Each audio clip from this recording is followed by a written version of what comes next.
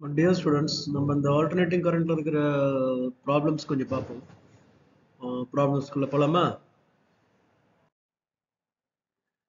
இதுல question number 1 பார்த்தோம்னா, first இந்த சம் எந்த சம் கேட்டாலும் அந்த சம் வந்து ஃபர்ஸ்ட் ஒரு தடவை ஒரு ரீடிங் கொடுங்க.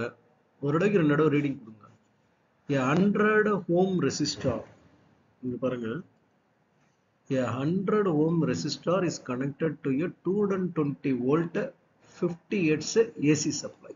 அப்போ ஒரு AC சப்ளையோட frequency வந்து 50 Hz. அந்த ஏசி சப்ளையோட வோல்டேஜ் வந்து 220 வோல்டேஜ். இதான் அவங்க கொடுத்துருக்குறாங்க. அது எது வழியா போகுது அப்படின்னா 100 ஓம் ரெசிஸ்டன்ஸ் வழியா, ரெசிஸ்டார் வழியா போகுது. இந்த ரெசிஸ்டாருடைய ரெசிஸ்டன்ஸ் எவ்வளோன்னா 100 ohm. So this you have to understand. இப்போ கொஸ்டின் என்ன, what is the RMS value of current in the circuit? சரி, what is the net power consumed over a full cycle? இது கேட்குறாங்க. இப்போ இந்த இடத்துல நம்ம என்ன கொடுத்துருக்காங்கன்றத ஃபர்ஸ்ட் எழுதணும். Resistance of the resistor R equal to 100 ohm கொடுத்துருக்காங்க. Resistance of the resistor R equal to 100 ohm. இது வழியா தான் கரண்ட் போகுது இல்லையா? அது வழியா தான் சப்ளை வோல்டேஜ் கொடுக்குறாங்க. அதுக்கு எவ்வளோ அப்படின்னு சொன்னோம்னா V ஈக்குவல் டு 220 வோல்ட். இந்த சப்ளை வோல்டேஜோட ஃப்ரீக்வன்சி தான் இது வந்து ஸ்மால் லெட்டர் V இல்ல மியூ. இது வந்து V இல்ல, இது மியூ. இது supply voltage capital letter V. Okay, இது V equal to 220 volt. Okay, the RMS value of the current in the given circuit இதான் நம்ம கேக்குறாங்க. RMS IRMS equal to VRMS divided by R. I equal to V divided by R னு அப்படி எடுத்துக்கிறோம். அப்படி எடுத்துக்கிட்டோம்னா இங்க சப்ளை வோல்டேஜ் எவ்வளவு 220 வோல்டேஜ் வருது. அந்த 220 இங்க போடுறேன். R ஓட வேல்யூ என்ன வருது 100 ஓம். 220 divided by 100 equal to 2.2. இது கரண்டோட தான் நம்ம கண்டுபிடிக்கிறோம். IRMS கரண்ட் அது எவ்வளவுனா 2.20 ampere. So I equal to V divided by R equal to 220 divided by 100 equal to 2.20 ampere. அடுத்த question. The net power consumed over a full cycle is given as. Alternating currentல one full cycle. அதோட net power என்ன? Power equal to voltage into current equal to voltage நம்ம என்ன பார்த்தோம் 220 volt பார்த்தோம். Current நம்ம என்னன்னு கண்டுபிடிச்சோம் 2. இந்த கரண்ட் நம்ம என்னன்னு கண்டுபிடிச்சோம் 2.20 கண்டுபிடிச்சிருக்கோம். அதான் 2.20 தான் 2.2 போட்டிருக்காங்க. So 220 into 2.2 equal to 484 watt. Power is expressed in terms of watt. So சிம்பிளான ஒரு ப்ராப்ளம் தான். இந்த சிம்பிளான ப்ராப்ளத்துல ஒரு இடம் படிச்சு பார்த்துட்டு அவங்க வந்து என்ன கேட்குறாங்கன்றதையும் ஒரு இடம் பார்த்துட்டு அவங்க கிவன் என்னென்ன கொடுத்துருக்காங்களோ அதெல்லாம் எழுதிட்டு அவங்க கேட்கறதுக்கு ரெலவெண்டான ஃபார்முலா எழுதிட்டாலே அதுக்கப்புறம் அதனுடைய வேல்யூ நீ சப்ஸ்டியூட் பண்ணிட்டாலே உனக்கு ஆன்சர் வந்துடும். Okay, we shall pass on to the next sum. Now dear students, this is second sum.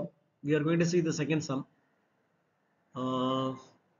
The peak voltage of an AC supply is 300 volt. ஒரு AC சப்ளைல அதனோட பீக் வோல்ட் அப்படின்னா epsilon 0ன்னு அர்த்தம். அப்படின்னா V0. இங்க epsilon சில இடத்துல V0ன்னு போடுவாங்க. இங்க நம்ம வந்து இங்க என்ன எடுத்துக்கிறோம் V0 தான் epsilon 0. So 300 volt. What is the RMS voltage? RMS voltage என்ன அப்படின்னு கேட்குறாங்க. அடுத்து the RMS value of current in an AC circuit is 10 ampere. What is its peak value? ஃபார்முலாவும் முதல்ல நம்ம ரீகால் பண்ணணும். இதுல அவங்க கொடுத்திருக்கிறதுல the peak voltage of the AC supply V0 equal to 300 volt கொடுத்துட்டாங்க. நமக்கு என்ன தெரியும் அப்படின்னா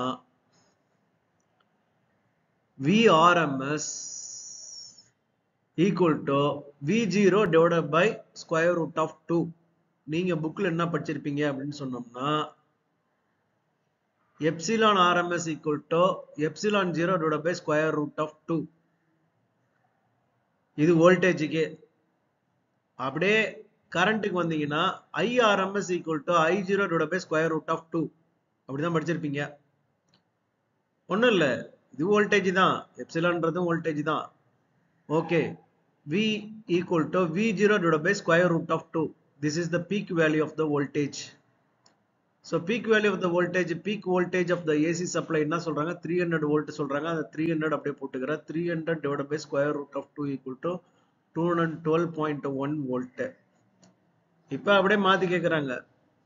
I வந்து 10 ampere கொடுத்துட்டாங்க. The RMS value of the current IRMS equal to 10. அப்ப IRMS equal to 10 னா உனக்கு என்ன வரும்? I0 divided by square root வரும். IRMS equal to I0 divided by square root. அப்ப I0 அப்படியே வச்சுட்டு ஸ்கொயர் ரூட் என்ன பண்ணா root of 2 into IRMS. IRMS தான் சிம்பிளா I ன்னு போட்டிருக்கும். So இங்க வந்து equal to 10 into எது 10? இங்க நம்ம IRMS வந்து 10 ampere கண்டுபிடிச்சிருக்கோம். The RMS, the RMS value of the current தான் IRMS is given as 10 ampere. அப்ப இங்க 10 போட்டு இந்த ஸ்கொயர் ரூட்டால மல்டிப்ளை பண்ணா ரூட்டோட மதிப்பு என்னன்னா 1.414 ன்னு வரும். 10 ஆல மல்டிப்ளை பண்ணா 14.1 ampere. Do you have any doubt? So keep remember இந்த ஃபார்முலாவை நினைப்பு வச்சுங்க. Okay,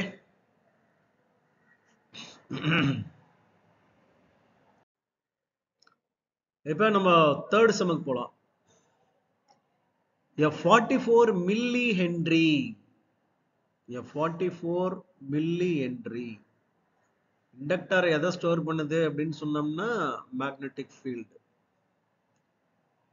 okay, energy. A 44 millihenry inductor is connected to 220 volt 50 Hz AC supply. ஒண்ணு நல்லா தெரிஞ்சுக்க, ஆல்டர்னேட்டிங் சப்ளை, ஆல்டர்னேட்டிங் கரண்ட் சப்ளைனா அதுக்கு என்ன வோல்டேஜ், அதுக்கு என்ன ஃப்ரீக்வன்சி, இது ரெண்டும் தெரிஞ்சிருக்கணும் உனக்கு. இப்ப இந்த சப்ளை ஏசி சப்ளைல எதை கனெக்ட் பண்றாங்கன்னா ஒரு இண்டக்டரை மட்டும் கனெக்ட் பண்றாங்க. அந்த ஏசி சப்ளையோட வோல்டேஜ் என்னன்னா 220 வோல்ட். அந்த ஏசி சப்ளையோட ஃப்ரீக்வன்சி என்னன்னா 50 ஹெர்ட்ஸ். அந்த இண்டக்டரோட இண்டக்டன்ஸ் என்ன அப்படின்னு சொன்னோம்னா, அந்த இண்டக்டருக்கு ஒரு இண்டக்டன்ஸ் இருக்கும் இல்லையா, அது என்னன்னா 44 மில்லி ஹென்றி. மில்லின்னு வந்தாலே உனக்கு தெரியும், into 10 to the power minus 3 போட்டாலே அது வந்து ஹென்ரியா மாறிடும். Milli Henry will become Henry. So inductance of the inductor L equal to 44 milli Henry equal to இந்த மில்லி ஹென்றி நான் ஹென்ரியா மாத்தணும். ஒன்றும் இல்லை, simply retain the 44 into 10 to the power minus 3 Henry. அப்ப மில்லி ஹென்றி என்னவா மாறி போச்சு, இங்க ஹென்ரியா மாறி போச்சு. Okay, supply voltage V equal to 220 volt. frequency mu equal to, இது V இல்லப்பா, இது frequency mu, frequency equal to 50 Hz.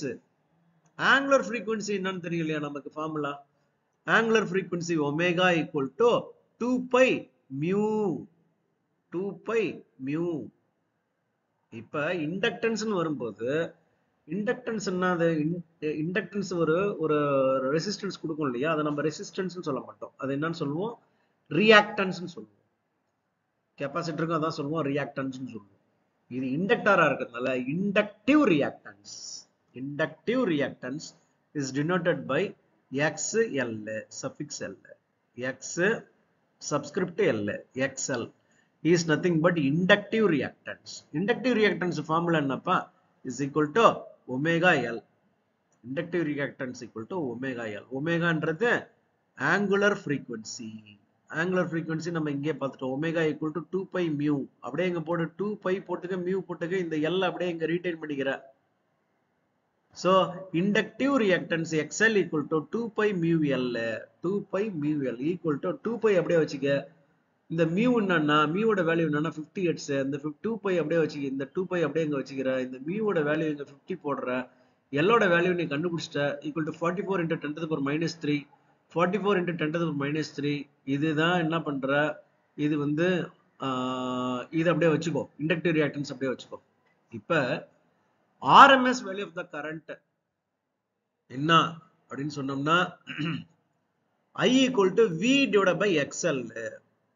I equal to voltage divided by reactance, inductive reactance. இது mu கிடையாதுப்பா, V. இது mu கிடையாது, இது V. I equal to IRMS equal to VRMS divided by XL. Okay. இப்ப இந்த இடத்துல XLன்றது inductive reactanceன்றது நமக்கு தெரியும். அதான் நம்ம என்ன பண்றோம், இந்த எக்ஸ்பிரஷன் நம்ம என்ன பண்றோம் அப்படியே வச்சுக்கிறோம். ஓகே. இப்ப இந்த எனக்கு வந்து 220 வந்து போச்சு. எது V சப் வோல்டேஜ். இந்த இடத்துல வோல்டேஜ் சப்ளை வோல்டேஜ் எவ்வளோ 220. XLக்கு எனக்கு என்ன வந்துச்சு 2 pi into 50 into 44 into 10 to the minus 3. அப்படியே போட்டா எனக்கு 15.92 ampere. Hence the RMS value of the current in the circuit is 15.92 ampere. The RMS value of the current is 15.92 ampere. Okay, good. இப்போ fourth sum பார்த்தலாமா? A 60 microfarad capacitor is connected to a 110 volt 60 hertz AC supply. Determine the RMS value of the current in the circuit. IRMS கேக்குறாங்க.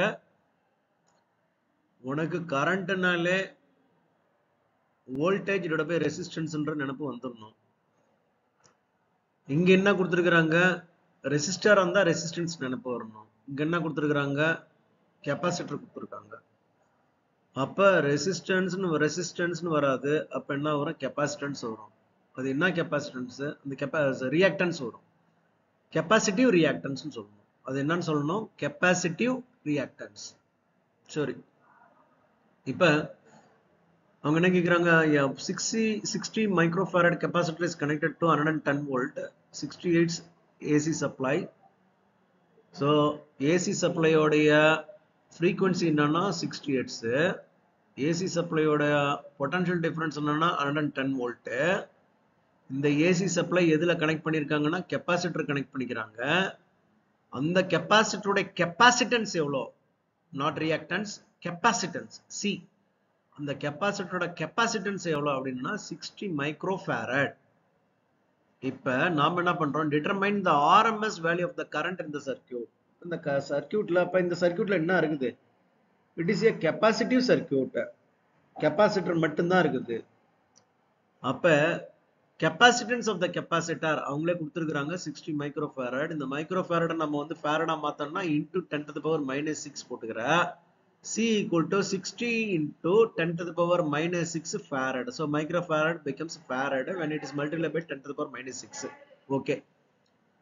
Supply voltage எவ்வளவு கொடுத்திருக்காங்க, இங்க 110 voltage கொடுத்திருக்காங்க. Frequency mu எவ்வளவு கொடுத்திருக்காங்க, 60 hertz கொடுத்திருக்காங்க. இது frequency, 60 hertz வந்து frequency. 60 microfarad capacitance of the capacitor. Okay. Now உனக்கு நல்லாவே தெரியும், கெபாசிட்டர் போது அதுக்கு ஒரு கெபாசிட்டரோட ரெசிஸ்டன்ஸ் நாம எப்படி சொல்லுவோம், கெபாசிட்டிவ் ரியாக்டன்ஸ் சொல்லுவோம். Capacitive reactance is denoted by X subscript C. XC equal to 1 divided by omega C. So this is the capacitive reactance. XC equal to 1 divided by omega C. அந்த omega தான் என்ன அப்படின்னு சொன்னா angular frequency. அந்த angular frequency உனக்கு தெரியும், it is angular frequency equal to 2 pi mu. இந்த mu தான் இந்த சப்ளை வோல்டேஜ்ல கொடுக்கிற frequency 60 hertz. இது வந்து angular frequency. இந்த 60 hertz 2 pi ஆல மல்டிப்ளை பண்ணா நமக்கு என்ன கிடைச்சுனா angular frequency கிடைக்கும். அதுதான் இங்க வேல்யூ. சரி, இப்போ நம்ம இத அப்படியே போடுமா, ஒமேகாவோட வேல்யூ என்ன 2 pi mu. அப்படியே C அப்படியே ரிட்டைன் பண்ணிக்கிறேன். அப்ப 2 into 3.14 into mu ஓட வேல்யூ என்ன 60 hertz. அந்த 60 hertz நாங்க போட்டுருக்கேன், 60 hertz நாங்க போட்டுருக்கேன். அதுக்கு அப்புறம் C ஓட வேல்யூ என்ன, கெபாசிட்டன்ஸ் வேல்யூ என்ன 60 into 10 to the power minus 6 farad. அப்ப ஏற்கனவே போட்டது இது வந்து hertz frequency, இது வந்து capacitance 60 into 10 to the power minus 6.